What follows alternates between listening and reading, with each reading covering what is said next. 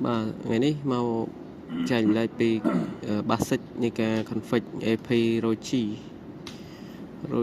AP ដើម្បី share Wi-Fi អូខេអញ្ចឹងនេះខ្ញុំ set up អស់ហើយមាន optic អញ្ចឹងយើងចូលទៅ switch របស់ Huawei មួយហើយចេញពី switch Huawei គឺចូល switch របស់ Rochi បាទអញ្ចឹងយើងត្រូវមាន switch Rochi មួយហើយក៏ដូចជាដុំ AP របស់ Rochi អញ្ចឹងយើងបែកខ្សែចេញពី switch របស់ Rochi ចូល AP បាទនេះជា AP របស់ Rochi មកបាទអញ្ចឹង AP ហ្នឹងយើងដោតចូល port LAN មួយមក port PoE នេះអញ្ចឹងយើងដោតតែប៉ុណ្្នឹងមកវាលោតភ្លើងអូតូបាទអញ្ចឹងបន្ទាប់ពីយើងដោតចឹងមកយើងមួយទៀតយើងចូលខ្សែ network ធម្មតាចូល computer ទៅបាទចេញពី Rochi switch ទាំងអស់បាទអញ្ចឹងបន្ទាប់ពីដោតឲ្យស្រួលទៅយើង config នេះបាទ IP នេះ IP Rochi ជាទូទៅគឺវាឲ្យយើងហ្នឹង 192.168.110.1 ហើយ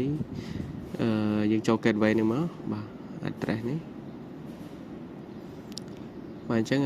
យើងអាចមើលនៅលើដុំ AP បាននឹងកាលវាអាចឲ្យ IP ផ្សេងតែជាទូទៅគឺ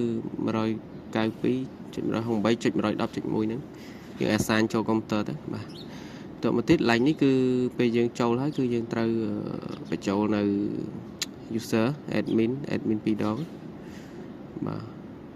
យើងត្រូវបញ្ចូល admin password ក៏ admin ដែរបា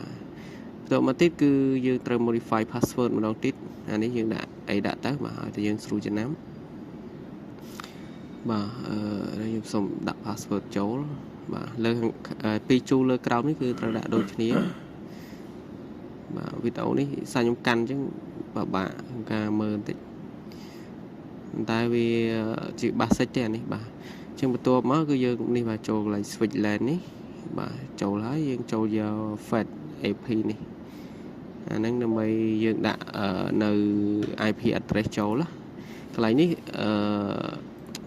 ទាំង switch ទាំង router ទាំង AP switch ហើយជាមួយនឹង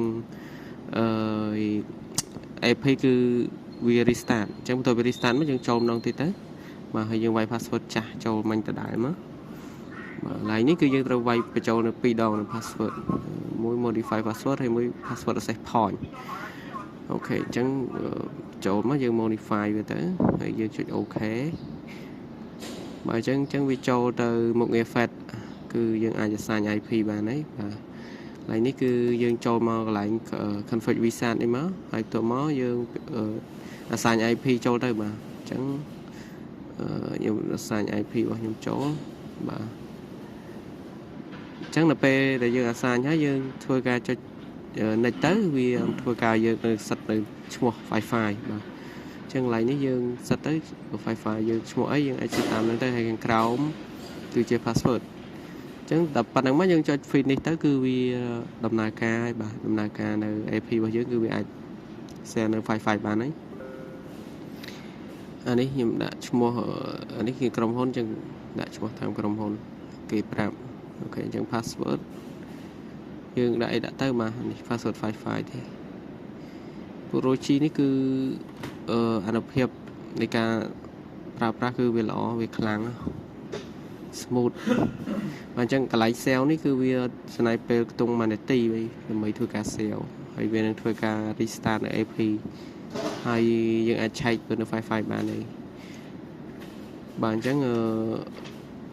នេះជាចំណុចតិចតួចទេដែលខ្ញុំចង់ចែកម្លែកហើយបន្ទាប់ពីយើងនេះយើងមកមើលមកបាទនេះ Wi-Fi យើងគឺអូខេហើយបាទអញ្ចឹងតែប៉ុណ្្នឹងទេបាទគឺជោគជ័យហើយ